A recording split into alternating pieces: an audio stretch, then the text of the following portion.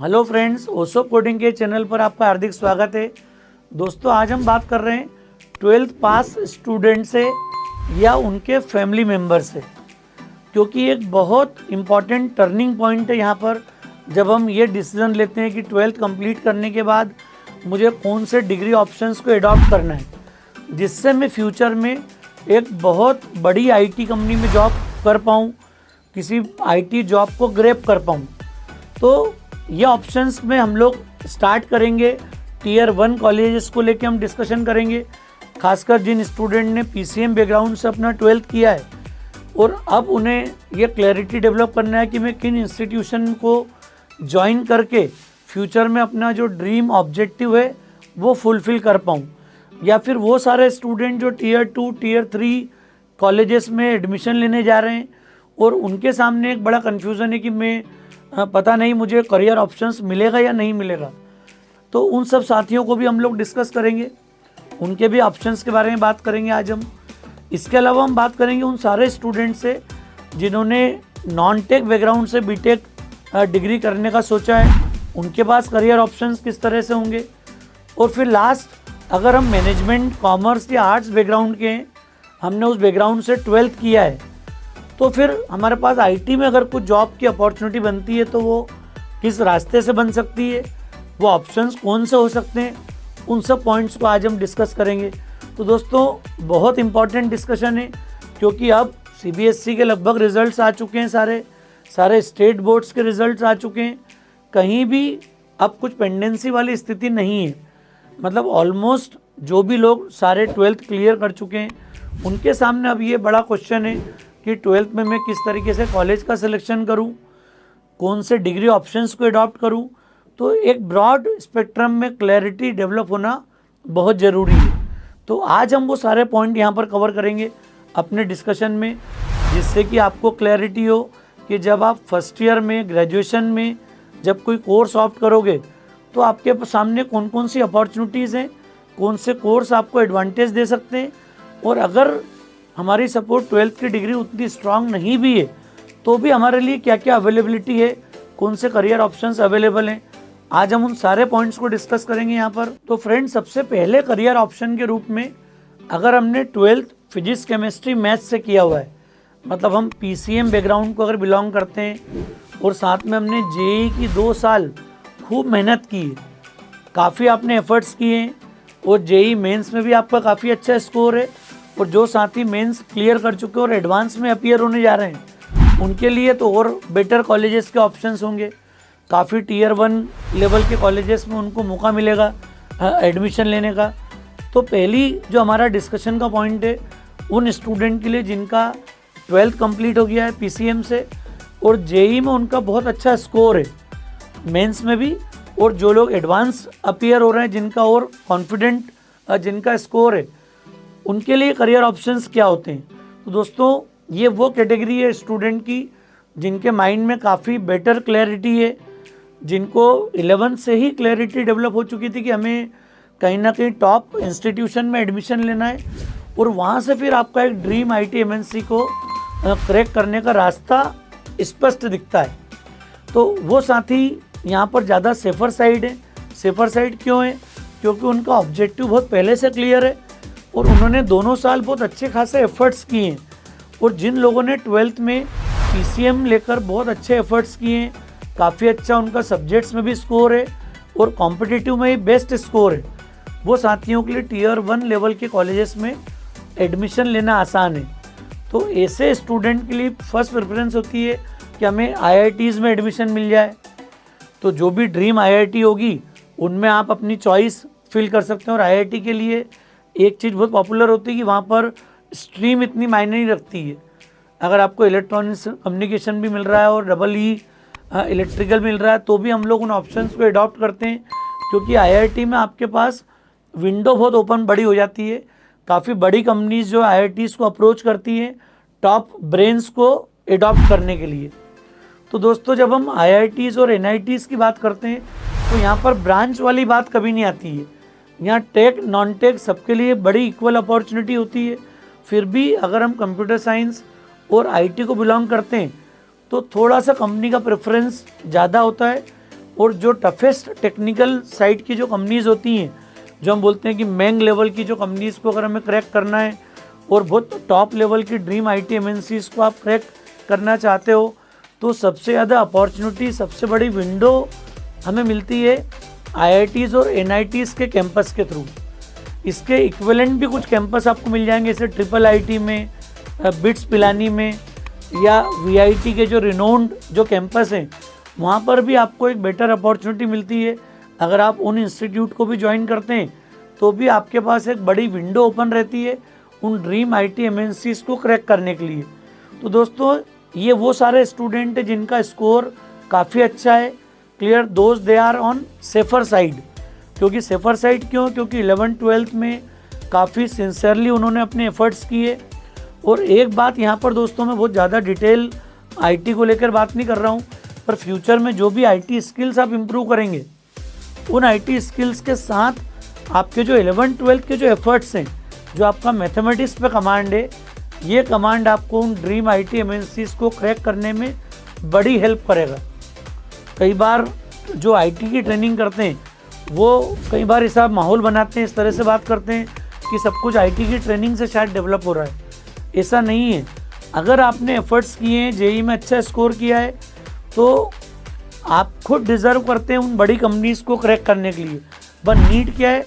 Proper programming foundation develop करना, data structures and algorithm का extraordinary command करना, competitive coding की प्रैक्टिस करना, और जो आपका करियर है, जो आपका इंस्टीट्यूशन है, जो आपका मैथमेटिक्स में कमांड है, ये आपको बड़ा रोल प्ले करेगा वहाँ पर उन बड़ी कंपनीज़ को क्रैक करने में, उस ड्रीम आईटी जॉब्स को ग्रैब करने में। तो दोस्तों, आज इस पॉइंट पर हम लोग क्लैरिटी के साथ बात कर पा रहे हैं उन स्टूडेंट को, खासकर जिनका जेईई का स्कोर बहुत अच्छा है। दोस्त they are looking for IITs, NITs, triple ITs, इस लेवल के संस्थान में जिनको लग रहा है कि वो एडमिशन ले पाएंगे, अच्छी ब्रांच उनको मिल सकती है। तो ये सारे स्टूडेंट बहुत सेफर साइड हैं, लेकिन इनके लिए कंपटीशन भी उतना ही है, क्योंकि बहुत बड़े जो पैकेजेस के जॉब्स हैं, उन जॉब्स के अंदर ये मौके तो हैं बड़े कि बड़ा पैकेज आपको मिलेगा, लेकिन साथ में उतना आपको डिज़र्विंग परफॉर्मेंस देना पड़ेगा। आपको प्रूव करना पड़ेगा अपनी एबिलिटी को कि मैं बाकी कॉम्पिटिटर से डिफरेंट क्यों हूँ। तो दोस्तों, ये बहुत बड़ी विंडो है, पावरफुल विंडो है, जहाँ से आपको इंस्टीट्यूशन लेवल पर बहुत बड़ी अपॉर्चुनिटी मिल जाएगी उन टॉप आईटी एमएनसीज़ को क्रैक करने की। दूसरा करियर ऑप्शन दोस्तों है, जब हम पीसीएम बैकग्राउंड से और जेईई एडवांस के अलावा मेंस में आपका स्कोर है, अब आप टियर 2 लेवल के कॉलेजेस की तरफ देखते हैं। हर सिटी में 2 या 3 ऐसे कॉलेज होते हैं जिनकी रेपुटेशन काफ़ी अच्छी होती है, जो काफ़ी रिनोन्ड होते हैं। लगभग ये हर स्टेट में अवेलेबल होंगे, हर सिटीज़ में कहीं ना कहीं इस तरह के इंस्टीट्यूशन आपको मिलेंगे। तो दोस्तों, मेरा उन साथियों से बात कर रहा हूँ जहाँ पर जिनको लगता है कि हमने बीटेक कंप्यूटर साइंस आईटी में एडमिशन नहीं लिया और हमने कोई नॉन टेक डिग्री अगर हम कैरी कर रहे हैं, suppose BTech computer science IT के अलावा आपका इलेक्ट्रॉनिक्स से EE सिविल मैकेनिकल है, और आपको लगता है कि मुझे जॉब आईटी में करना है, चूँकि आपको टियर 2 लेवल पर एक अच्छे इंस्टीट्यूट में अगर कंप्यूटर साइंस नहीं मिला है, तो भी आपने उसी कॉलेज को ऑप्ट करते हुए कुछ दूसरी डिग्री में दूसरी किसी ब्रांच में आपने एडमिशन ले लिया है, तो भी आपके लिए ऑप्शंस बंद नहीं हुए हैं। बंद क्यों नहीं हुए? क्योंकि आईटी फील्ड में बड़ा जब जॉब ग्रैब करने की बात आती है तो उसमें मैथमेटिक्स का बहुत इंपॉर्टेंट रोल होता है, जो मैंने अभी थोड़ी देर पहले भी डिस्कस किया था। क्लियर? तो आपको भी ये क्लैरिटी डेवलप करना है कि अगर हम नॉन टेक बैकग्राउंड से हैं, तो जैसे ही आप फर्स्ट ईयर में एंटर होते हैं, आप अपनी प्रोग्रामिंग फाउंडेशन स्ट्रॉन्ग करना शुरू कर दें। जितना कॉन्फिडेंट आप अपनी कोडिंग में, प्रोग्रामिंग में अर्लियर सेमिस्टर में होंगे, फर्स्ट सेम में, सेकंड सेम में, ताकि जब आप आईटी फील्ड वाले बच्चों के साथ क्लियर कंपटीशन करेंगे, उस दिन आपका नॉलेज आपको उन लोगों से डिफरेंशिएट करेगा। कंपनी नॉलेज को अल्टीमेटली रिस्पेक्ट करती है। अगर आप नॉन टेक बैकग्राउंड से भी हैं, मैकेनिकल से हैं, सिविल से, इलेक्ट्रिकल से, इलेक्ट्रॉनिक्स से हैं, तो भी आपको चिंता करने की बात नहीं है। आप चूँकि इंजीनियरिंग को बिलोंग कर रहे हैं, आपने मेहनत की है, क्लियर, ठीक है, हम आईआईटीज़ में या एनआईटीज़ में नहीं पहुँचे या और उस लेवल के इक्विवेलेंट इंस्टीट्यूट में आप नहीं हैं, तो भी आपको चिंता करने की बात नहीं है, क्योंकि आपके पास एक इक्विवेलेंट अवसर है। आप थोड़े से अपने एफर्ट्स को प्लान कर लेंगे तो आप लगभग वही आउटपुट ले सकते हैं जो टॉप लेवल के इंस्टीट्यूट में एडमिशन लेने वाला स्टूडेंट लेता है। तो आपको कहीं पर भी मतलब ये निराश होने की नीड नहीं है कि हम NITs में या IITs में एंटर नहीं हो पाए, या उन टॉप इंस्टीट्यूट में आप जगह नहीं बना पाए, या वैसी ब्रांच आपको नहीं मिल पाई। इसका कभी भी आपको ये कहें कि अपने को फियर नहीं होना चाहिए, ना उसको लेके कहीं हमको टेंशन लेना चाहिए। आपके सामने इक्वल ऑप्शंस अभी भी हैं, सिर्फ एक छोटी सी नीड है कि हम लोग फर्स्ट सेमेस्टर से एंटर होके ही या फिर अभी इमीडिएट बाद, जब तक आपका कॉलेज स्टार्ट नहीं होता है, आप प्रोग्रामिंग फाउंडेशन पर काम करना स्टार्ट कर दें। क्योंकि कोडिंग फाउंडेशन अगर आपने डेवलप कर ली और आपका मैथमेटिक्स बहुत अच्छा है तो भी आप टॉप IT MNCs को इजीली क्रैक कर पाएंगे। तो कहीं भी दोस्तों चिंता करने की बात नहीं है, आपके पास भी बहुत सारी अपॉर्चुनिटीज़ हैं और आप Tier 1 लेवल के सारे कॉलेजेस के बच्चों को अपने थोड़े से प्लान्ड एफर्ट्स के साथ फाइट दे सकेंगे और उनके साथ इक्विवेलेंट उन कंपनीज में कॉम्पीट करके जॉब ग्रैब कर सकेंगे। फ्रेंड्स, तीसरे ऑप्शन की अब हम बात कर रहे हैं BCA या BSc कंप्यूटर साइंस IT। ये एक ऐसा एरिया दोस्तों जहाँ पर अधिकांश बच्चे, अधिकांश स्टूडेंट रूरल बेल्ट को बिलोंग करते हैं। खासकर वो जो चाहते हैं कि घर से बहुत दूर जाके नहीं पढ़ना हो, कम से कम ग्रेजुएशन की डिग्री हम घर के आसपास ले लें, या फिर फाइनेंशियल रीज़न के कारण हम सिटी के टॉप इंस्टीट्यूशन में Tier 2 Tier 3 इंस्टीट्यूशन की फ़ीस भी लाख 1.5 लाख रुपए सालाना के लेवल की है। और फाइनेंशियल सिचुएशन को देख के बच्चे डिसाइड करते हैं या पेरेंट्स बच्चों से रिक्वेस्ट करते हैं कि हम BSc BCA को पहले ऑप्ट कर लें और फिर हम किसी IT कंपनीज़ के हिसाब से अपनी आगे की प्रिपरेशन कर सकते हैं। तो दोस्तों इस ऑप्शन में भी कोई बुराई नहीं है, बेस्ट ऑप्शन है। अगर हम चाहते हैं कि कम से कम फाइनेंशियल एक्सपेंसेस के साथ हम अपना ग्रेजुएशन करना चाहते हैं तो BSc और BCA बहुत बेस्ट ऑप्शन है। अगर हम BSc कंप्यूटर साइंस IT या BCA लेते हैं तो BCA कॉमर्स वाला स्टूडेंट भी ऑप्ट कर सकता है और प्योर PCM वाला स्टूडेंट है वो BSc computer science IT opt कर सकता है। तो आपको ये ऑप्शन मिलेगा कि हम BSc BCA कंप्लीट करने के बाद 2 साल का फ्यूचर में MCA कर पाएंगे और MCA के बाद हमें BTech वाली अपॉर्चुनिटीज़ मिलने लग जाएगी। तो आपके पास कई ऐसे संस्थानों में एडमिशन लेने का ऑप्शन MCA के समय मिलेगा। अगर आपने नॉर्मल कॉलेज से, नियर बाय कॉलेज से अगर BCA BSc की डिग्री ली है तो भी कोई दिक्कत नहीं, हम लोग सेफर साइड हैं। हम MCA को लेकर अपनी प्रिपरेशन कर सकते हैं और MCA करते समय हम लोग टॉप इंस्टीट्यूट का सिलेक्शन कर पाएंगे। तो ये ऑप्शन आपको मात्र 2 साल में PG करने के साथ उस ब्रॉड स्पेक्ट्रम में आपको लेके जाएगा जहाँ से हम ड्रीम IT MNCs को क्रैक कर पाएंगे। तो दोस्तों कई टॉप लेवल के इंस्टीट्यूशन में MCA में जो एडमिशन लेने वाले बच्चे हैं वो रूरल बेल्ट से और छोटे शहरों से BCA और BSc करके आते हैं।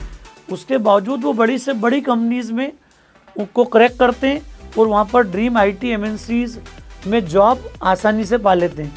तो दोस्तों ये बहुत अच्छी डिग्री है। 12th के बाद हम अगर अपनी फैमिली सिचुएशन को देख के डिसीजन लेते हैं, नियर बाय हम चाहते हैं कि फैमिली चाहती है कि बच्चा नियर बाय किसी इंस्टीट्यूट में पढ़ ले तो भी करियर ऑप्शंस खुले हुए हैं। हम घर बैठ के रूरल और छोटे कस्बों से पढ़कर भी हम लोग बड़ी से बड़ी कंपनी को क्रैक कर सकते हैं, क्योंकि सीखने की कोई सीमा नहीं है।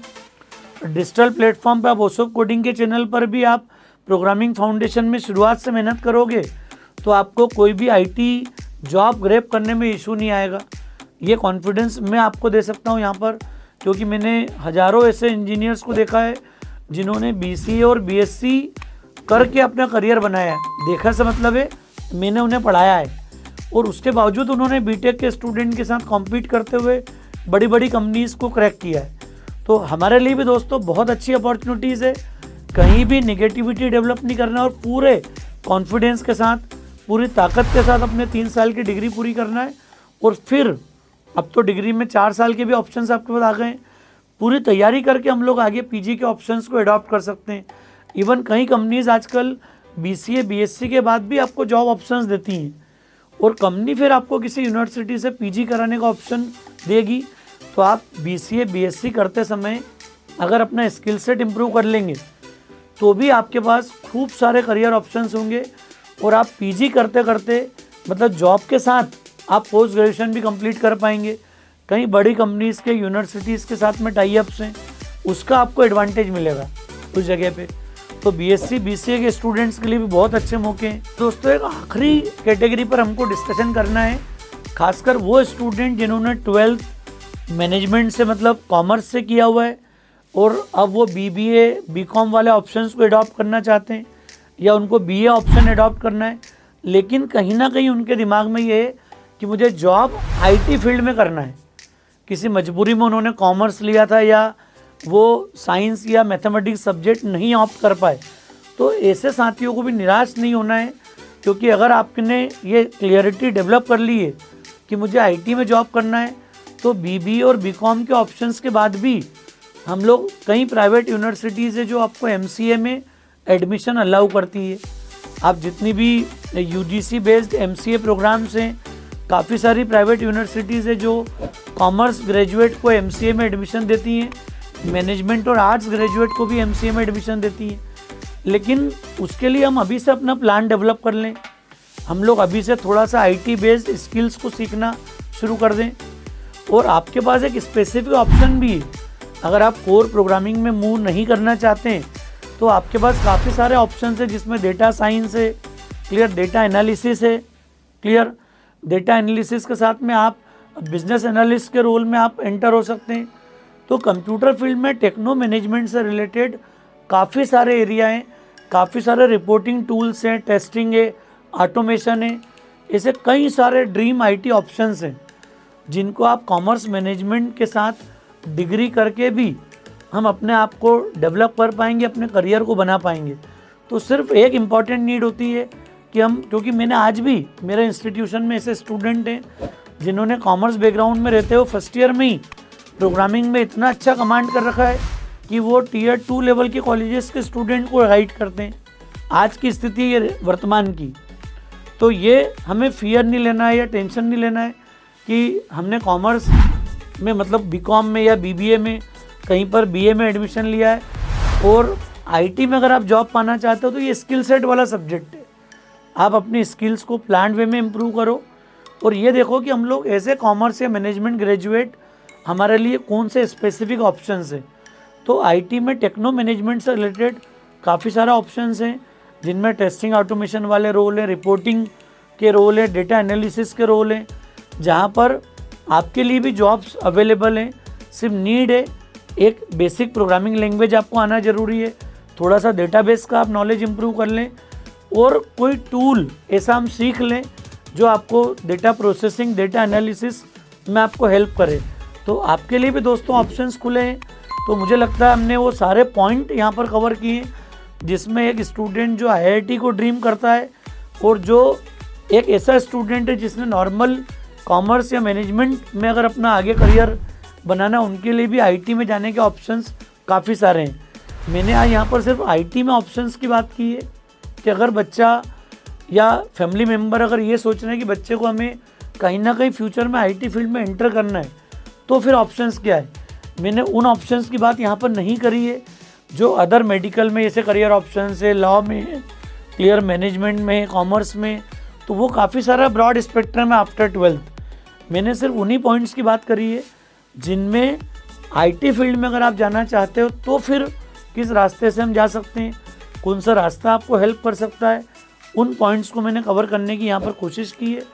और मुझे उम्मीद है अगर आपका ड्रीम है एक प्रॉपर आईटी जॉब हमें पाना है, चाहे हम टॉप लेवल के इंस्टीट्यूट में हो या फिर हम टियर 3 लेवल के किसी कॉलेज में हो, डिग्री इस फील्ड में बहुत ज़्यादा रोल प्ले नहीं करती है।